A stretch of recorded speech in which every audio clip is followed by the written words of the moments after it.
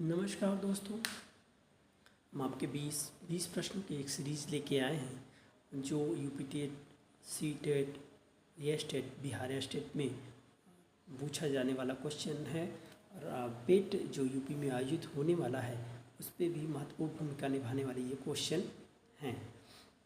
मैं आपको बता दूं कि ये सारे जो क्वेश्चन हैं 20 क्वेश्चन के सीरीज़ हम ऐसे रेगुलर ही पर डे लेके आएंगे जो यूपी टेट, ये स्टेट और सी टेट जैसे परीक्षाओं में मददगार साबित होगा।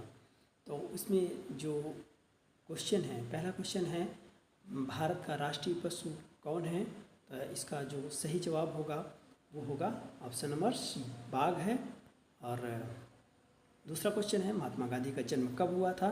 अमूमन महात्मा गांधी का जन्म ही पूछा जाता है, लेकिन अब जो ट्रेंड बदला है, अब इनके निधन के भी बारे में ज़्यादातर परीक्षाओं में पूछे जाते हैं। तो पहला जो इसका जो आंसर होगा, आंसर ए सही होगा 2 अक्टूबर 1869 ईस्वी को। अगर हम उसी बात पर निधन की बात करें, निधन को भी याद रखिएगा आप लोग, 30 जनवरी है, 30 जनवरी और ये है 1948 ईस्वी। नाथूराम गोडसे ने मारकर इनकी हत्या कर दी थी दिल्ली में। और इसमें 2 डेट और जो महत्वपूर्ण हैं उसको भी हमें देख लेना चाहिए।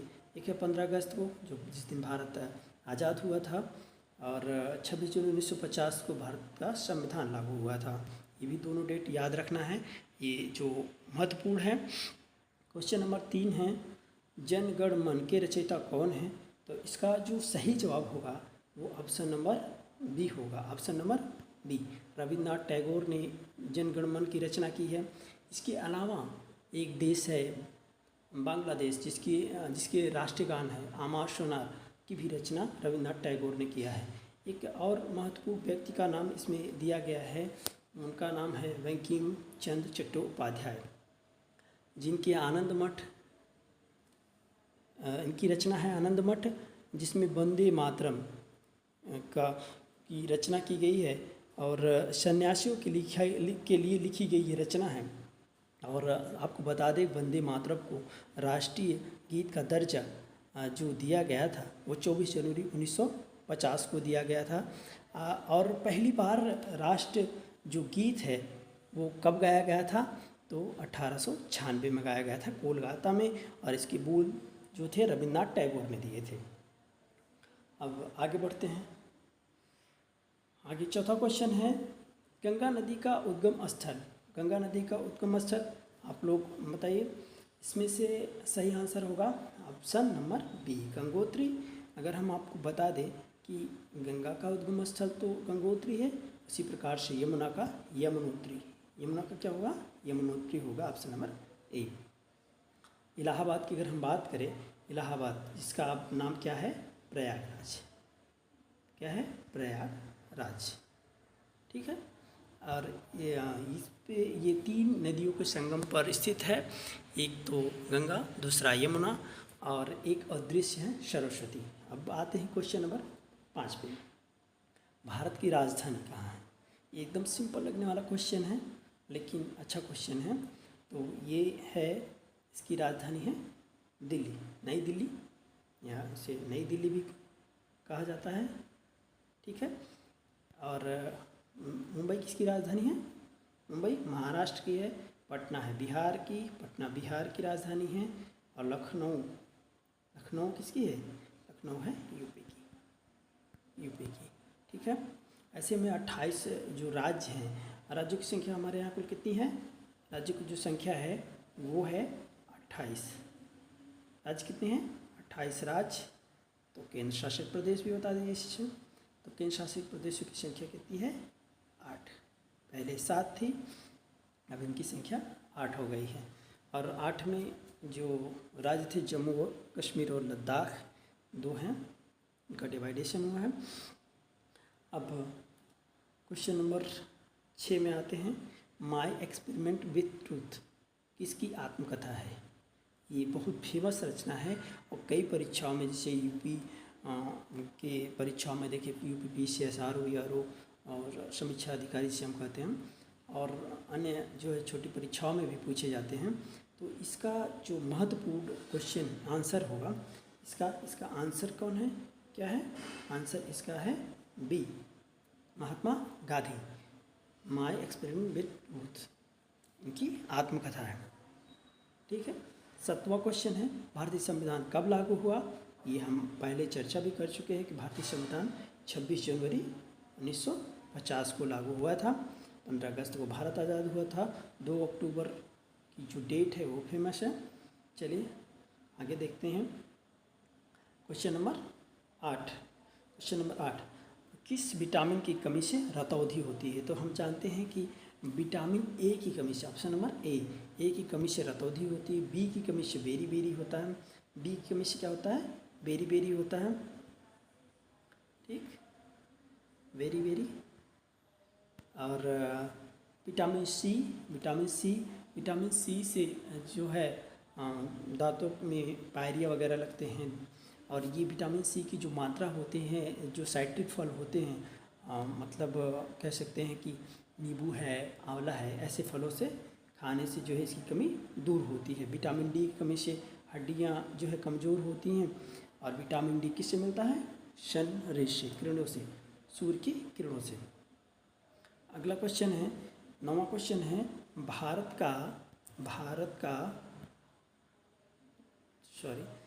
का सबसे बड़ा राज्य क्षेत्रफल के अनुसार कौन सा है? ये सबसे बड़ा राज्य जो है क्षेत्रफल के अनुसार राजस्थान है। कौन सा है? राजस्थान। पहले पे राजस्थान है, दूसरे पे मध्य प्रदेश है। ठीक, अब बात करते हैं 10वें क्वेश्चन की। ग्रीन हाउस गैस में प्रमुख है, मतलब ग्रीन हाउस गैसों में जो अधिक मात्रा में जो सबसे ज़्यादा प्रभाव करती है तो वो कौन सी है? Carbon dioxide. Option number C, option number C. अब आगे देखते हैं, ऑप्शन नंबर सी। आगे देखते हैं 11 नंबर क्वेश्चन, विश्व स्वास्थ्य संगठन का मुख्यालय कहाँ स्थित है? तो विश्व स्वास्थ्य संगठन का जो मुख्यालय है वो जेनेवा में है। कहाँ है? जेनेवा में है। और जेनेवा किसकी राजधानी है? स्विट्ज़रलैंड की है। किसकी राजधानी है? स्विट्ज़रलैंड की है। अगर हम बात करें वैसे पेरिस की, अगर हम बात करें पेरिस भी जो है ये राजधानी है किसकी? फ्रांस की। यहाँ पर जो है भी एक संस्था है, मुख्यालय है। और लंदन में भी संयुक्त राष्ट्र संघ के जो है मुख्यालय हैं। और यूनेस्को में जो है संयुक्त राष्ट्र संघ का ही मुख्यालय है। और यह इन सब में जो है इनकी संस्थाओं का जो है एक मुख्यालय है। जैसे हम पेरिस की बात करें तो यहाँ जो है यूनेस्को का मुख्यालय है, और अगर हम बात करें 12 नंबर क्वेश्चन की, तो भारत का पहला राष्ट्रपति कौन था? तो ये राजेंद्र प्रसाद थे। Option number A, Rajendra Prasad. इनका जन्म हुआ था 3 दिसंबर 1884 ईस्वी को। जीरादेई एक नाम है, जगह है, जीरादेई एक जगह है, जीरादेई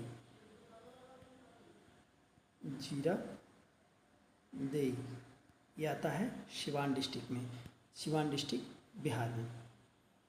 वहाँ उनका जन्म हुआ था और 28 फरवरी 1963 को उनका निधन हुआ था।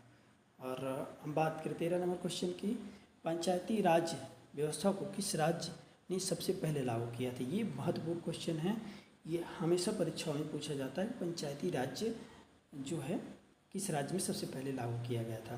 तो उसमें प्रधानमंत्री नेहरू थे, तो सबसे पहले राजस्थान में लागू हुआ था।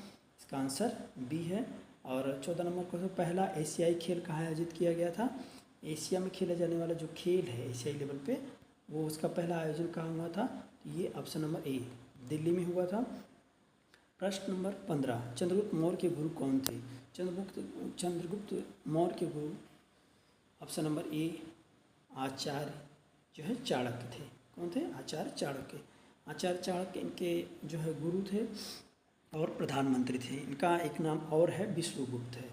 अब आते हैं 16 नंबर क्वेश्चन में, भारत में कुल कितने उच्च न्यायालय हैं? हाई कोर्ट 2023 तक, आपको बता दें 2023 तक भारत में कुल उच्च न्यायालयों की संख्या 25 है। कितनी है? 25। ऑप्शन नंबर सी सही है। पूर्वोत्तर के जो राज्य हैं उनमें कुछ उच्च न्यायालयों की स्थापना हुई है, तो उसी को कुल संख्या लेकर मिला के 25 हो गई है। अब बात करते हैं 17 नंबर, नोबेल पुरस्कार प्राप्त करने वाली पहली भारतीय महिला कौन थी? तो इसमें कौन थी? इसमें पहली महिला थी मदर टेरेसा। अच्छा, ये तो भारतीय महिला नोबेल पुरस्कार प्राप्त करने की बात हुई। और भारतीय महिला, अगर भारत रत्न की बात करें जो बहुत पूछा जाता है, उसमें इंदिरा गांधी पहली महिला थी। कौन? इंदिरा गांधी। इंदिरा गांधी को 1971 में मिला था। अगर और महिला की हम बात करें, उसमें जो है मदर टेरेसा को भी मिला था 1880 ईस्वी में। मदर टेरेसा को मिला था 1880 ईस्वी में। और अगर हम बात करें लता मंगेशकर को, तो 2001 ईस्वी में मिला। और एक और महिला है अरोड़ा आसफ अली, 1997 में मिला था। अरोड़ा आसफ अली को 1997 में मिला था। चलिए 18 नंबर क्वेश्चन, ग्रीन रेवोल्यूशन हरित क्रांति किससे जुड़ा है? ये एक उद्योग है जिसे कृषि उद्योग कह सकते हैं, कृषि उद्योग से संबंधित है। और एम एस स्वामीनाथन जो है हरित क्रांति के जनक हैं। अब 19वां नंबर क्वेश्चन है, बिहार का राजकीय पशु है? तो राजकीय पशु बैल है। बिहार का राजकीय पशु बैल है। ऑप्शन नंबर बी है, ऑप्शन नंबर सी इसका सही है। और प्रश्न नंबर 20, भारत का सबसे ऊंचा पर्वत शिखर कौन सा है? तो भारत का पूछ रहा है, भारत का पर्वत शिखर सबसे ऊंचा कौन है? तो इसमें कंचनजंगा है, या नंदा देवी है, या एवरेस्ट है, या केटू है। तो भारत का सबसे ऊंचा जो पर्वत है वो है गार्डविन आस्टीन, जिसे हम केटू के नाम से जाने जाते हैं। अगर पूरे विश्व में सबसे ऊंची चोटी की बात की जाए, तो पूरे विश्व में जो सबसे ऊंची चोटी जो है एवरेस्ट है। इसकी ऊंचाई 8,848 मीटर है। ठीक है, 8,848 मीटर है, जो नेपाल में स्थित है। कहाँ स्थित है? नेपाल।